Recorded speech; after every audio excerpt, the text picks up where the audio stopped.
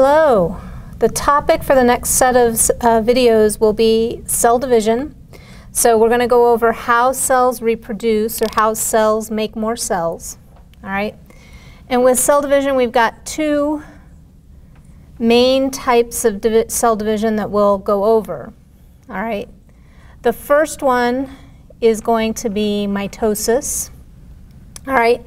Mitosis is kind of your everyday cell division, and it replaces cells that are old, worn out, damaged, things like that. Okay?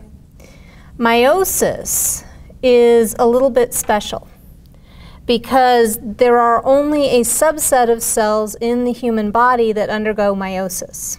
Okay? Those cells that undergo meiosis are going to be the egg in females and the sperm in males. Okay? So meiosis is going to be for sexual reproduction. All right? For generating new progeny of the species, whether we're talking about humans, dogs, cats, okay? Any eukaryotic organism that undergoes sexual reproduction will undergo the process of meiosis. All right? We're going to talk about mitosis first, and then we'll go over meiosis and the differences between mitosis and meiosis. You're going to see a lot of overlap between the two as far as the names of the stages. Some of the things that happen at certain stages will be similar. There will be some differences. I also have, with this particular unit, I've got a lot more videos posted to external sources because I'm sure at this point of the semester you're tired of listening to my voice. And in reality, there are actually some really nice videos out there of mitosis and meiosis that represent the process. Kind of, it's cartoonish or schematically, but it really gives you a nice feeling for three-dimensionally what's happening within the cell. Okay. I've also got some funny videos to go along with it that essentially put the steps to different songs to try and help you remember the steps of mitosis and meiosis, because that is something that I'm going to expect you to take away from this week. Are the names of the steps, the stages, and what happens at each step along the way. All right? This video, I'm just going to kind of introduce what we're going to discuss. My next couple videos will go over the nitty-gritty detail of what happens in mitosis, what happens in meiosis. All right? But really, the reason that you as a healthcare professional care about mitosis is because mitosis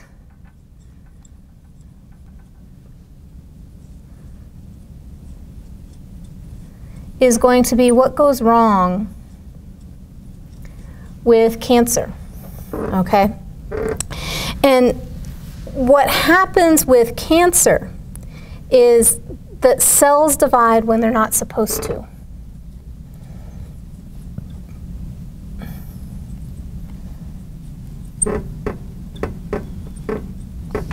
So they lose the regulation that is normally there.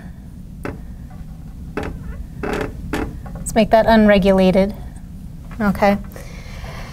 So with cancer, cancer is not something that's going to be contagious. You're not going to catch it from your patient. All right. It's a cellular process in the body that goes wrong. There are, in terms of cancer, all right, a lot of environmental factors that can contribute to cancer developing, essentially what causes those cells to start dividing when they're not supposed to. All right. In a previous unit, we talked about mutations. And with cancer, that's what ends up happening. All right. You've got environmental challenges. These can be, again, we talked about radiation, and we talked about chemicals and what that radiation and chemicals can do is they're going to cause mutations within the cell. Those mutations then are going to alter how the cell functions. When you alter how the cell functions, you're going to alter the cellular processes, and you're going to lose the regulation that would normally keep things in check. Okay? So cancer is going to be the main reason why this is going to be an important unit for you. And with cancer, there's something you need to keep in mind, and I discuss this when I talk about mitosis, is, you know, when those cells divide out of control, what they end up generating is a tumor, all right? And people hear tumor and they panic. Tumors aren't always lethal, okay? So the tumor is going to be essentially an abnormal collection of cells, all right? But that tumor can either be benign, all right? And if it's benign, this is a better diagnosis, because benign essentially means the tumor hasn't spread. So the cells aren't normal. They're dividing when they're not supposed to, but they haven't left the tissue where they started growing in. Typically, tumors that are benign are what we call encapsulated, all right? Meaning, if we have a collection of cells here, I'll put a nucleus in there, okay? If the blue here is our tumor, what we've got surrounding that tumor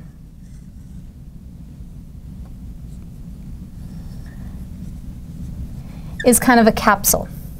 So it keeps the cells localized. So if you have a benign tumor and that's surgically removed, those abnormal cells are not going to come back, all right?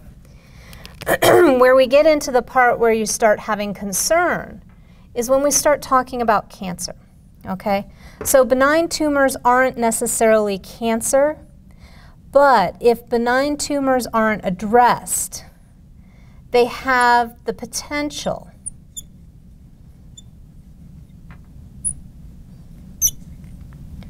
to become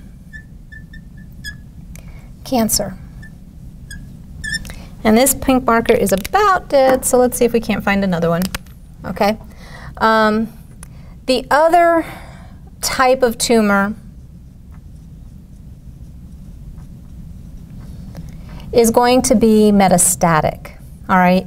This is the one that you really need to worry about, because what it means for a tumor to be metastatic, all right, it's now mutated so it has the ability to move, okay? So if we draw another tumor over here, or down here, so this is our collection of abnormal cells.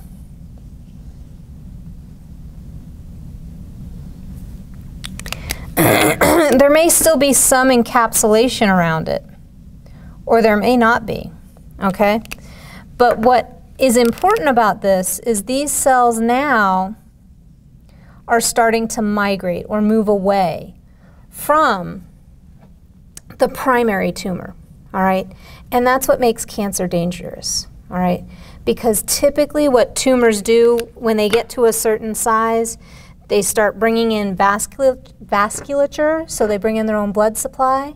And if you've got blood supply nearby, those cells that have the ability to move can now move into the circulatory system. And with the circulatory system, it can go anywhere in the body, all right? Now, typically metastatic tumors have a certain subset of tissues that they tend to metastasize to more frequently than others. Bone, liver, and brain are probably the most common. Lung is up there also, okay? It really kind of depends on the tumor type, okay? But tumor itself doesn't necessarily mean cancer, okay? For us to classify it as cancer, it has to be metastatic. It has to have the ability to move outside of that initial growth site, all right? Hopefully that makes sense, all right? That's just kind of my introduction to why mitosis is going to be important. The next set of videos I'm going to talk a little bit first about how prokaryotic cells divide, and then I'll talk about how eukaryotic cells divide, because there's going to be a difference between each, okay? If you have any questions, please let me know.